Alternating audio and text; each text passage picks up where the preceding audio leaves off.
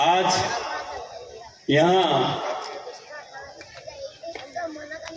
कारी अहमद अली ने खूब अच्छा इस्तेमाल कर कर आप लोगों को धर्म के बारे में जानकारी दी कि हमारा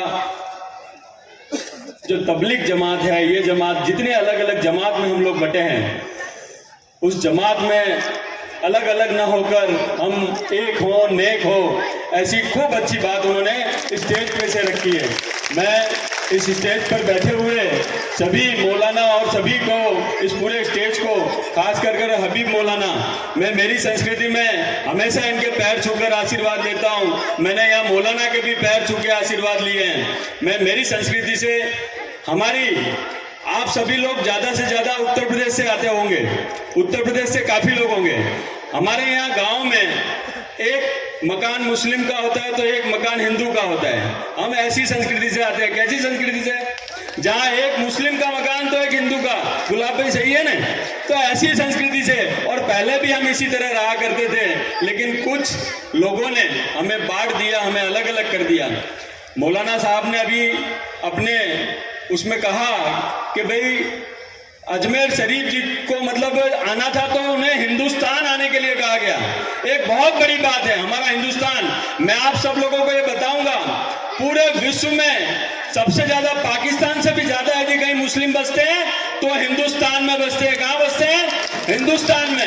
और पूरे वर्ल्ड में सबसे ज्यादा यदि कोई सुखी मुस्लिम कौम है तो मेरे हिंदुस्तान में है। मौलाना साहब, पूरे विश्व में, मैं आपको विश्व की बात कर रहा हूं, पूरे विश्व में यदि सबसे ज्यादा सुखी कोई है तो हिंदुस्तान में है। और हिंदुस्तान में इस संविधान में एक ऐसी हमें ताकत दी है कि हमारे यहाँ हर किसी को एक अपनी जगह दी गई है।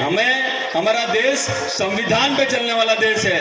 अभी मेरे बारे में काफी बात की, मैं वोट की राजनीति नहीं करता। मैं यदि वोट की राजनीति करता तो मैं आपके बीच नहीं होता।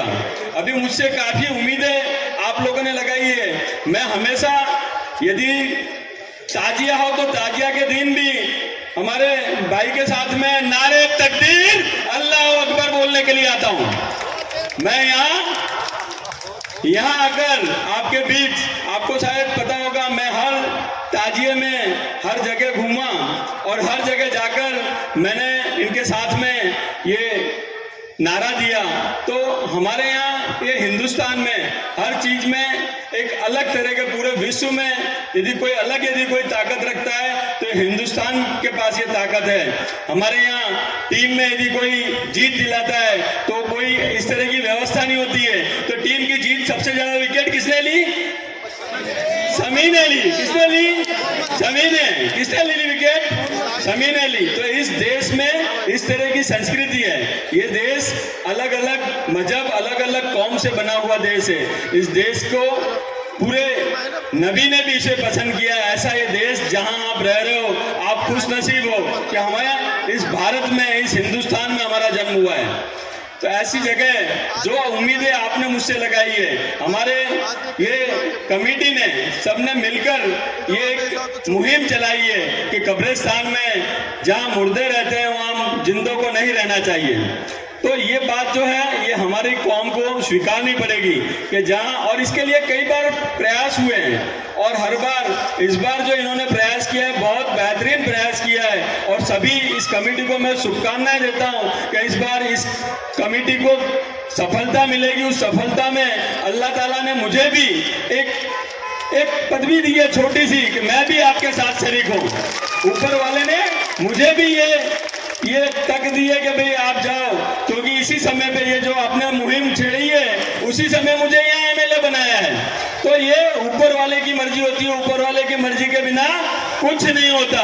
यहाँ जो भी होता है वो मौलाना साहब ऊपर वाले की मर्जी से होता है। तो ऊपर वाले की मर्जी, मैं आपके साथ शरीक हूँ। मैं आपको ये पक्का वादा करने आया हूँ कि ये जो आपकी मुहिम है उसमें मैं आपके साथ सहयोग देकर इस अच्छी सी मुहिम को पूरा करूंगा। और कब्रिस्तान में जो जिंदे लोग बसते हैं उन्हें बाहर करेंगे हम, और जहां जिसकी जो जगह है वो जगह उन्हें देंगे। और यहाँ हमारे मौलाना